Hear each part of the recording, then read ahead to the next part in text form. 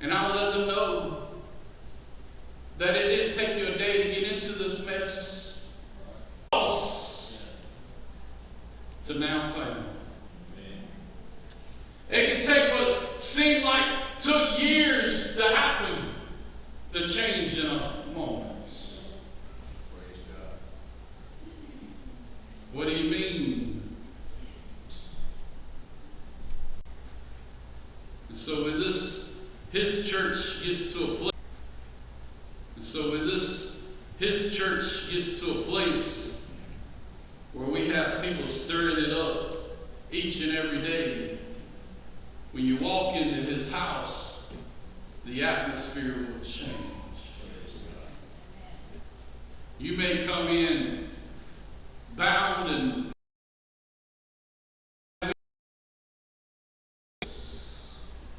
joy comes.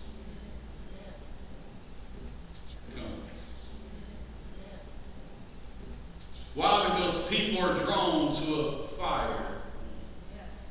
Are speaking negativity.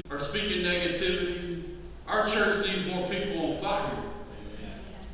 We don't need more complainers.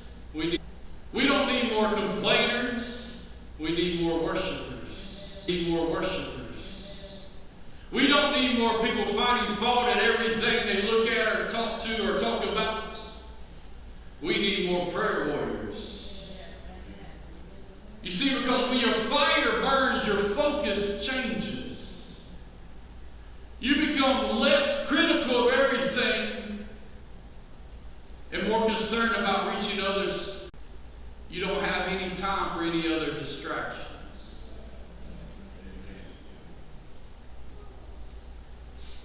When you're standing by the fire, making sure that it stays burning brightly,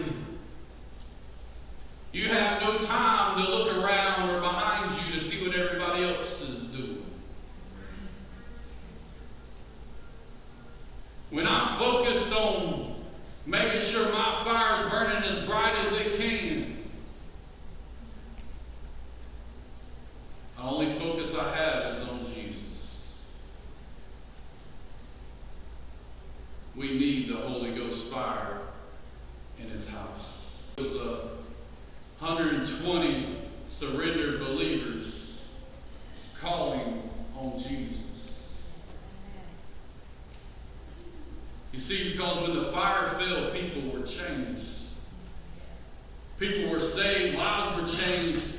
The atmosphere of the whole area that sent believers to reach for the lost.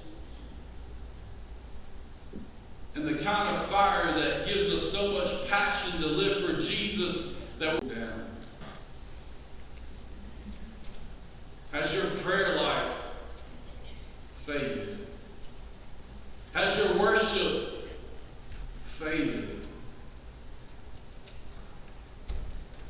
Has your passion for God and living for Jesus and the way that he intended you to live your life became on the back burner? Yes, some of you're still attending church. You may even still serve. You're still present out of obligation.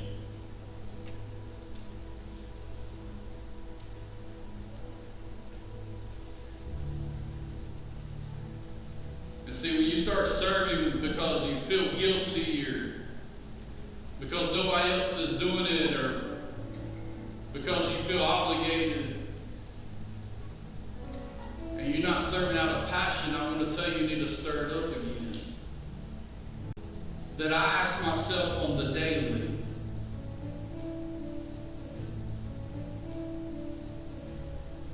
God, if everybody prayed like me, where would we be?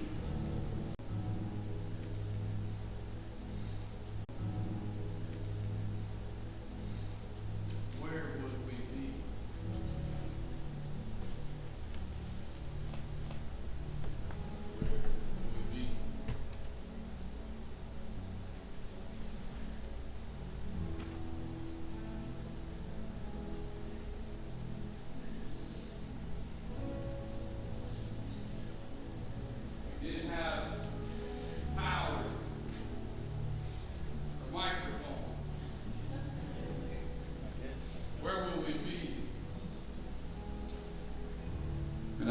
apologize. I limited my battery before service and thought I had enough. Some are probably like, well, Pastor, that just means you're preaching too long. That's probably what my wife would tell me. Where would we be? So if you'll stand with me.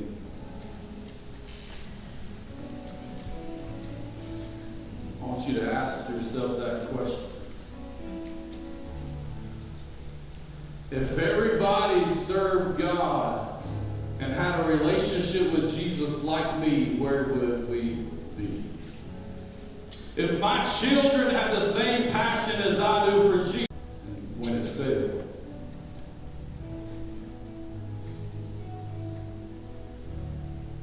but those that were still there were hungry and made their mind up, we're not leaving until the promise happens.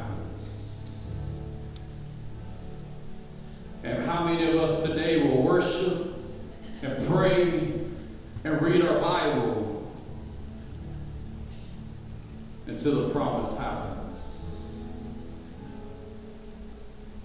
Until the deliverance comes. Until the addiction is gone. Until the marriage is put back together.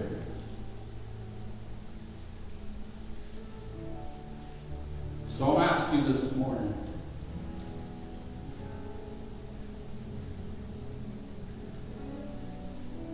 are you able to say, I've got it, I've got it?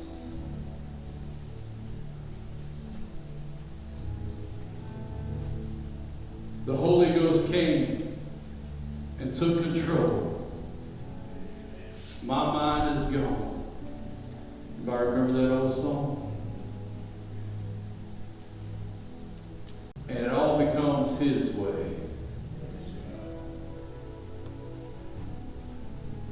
There's another part that, I don't know if it's part of the same song. All these lyrics were coming to my mind the other day, and I know they don't all go together. But there's another part that said, do you want it? It comes freely. Just receive it. And that other one was, I've got it, I've got it.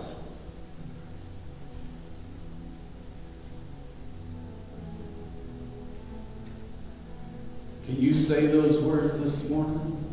I've got it, I've got it. Something about the power of the Holy Ghost, and I can't explain it, but I've got it.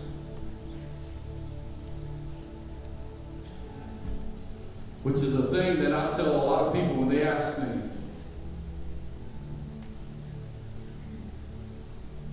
about the Holy Ghost and speaking in tongues and shouting. And I tell them it's just not something you can really explain.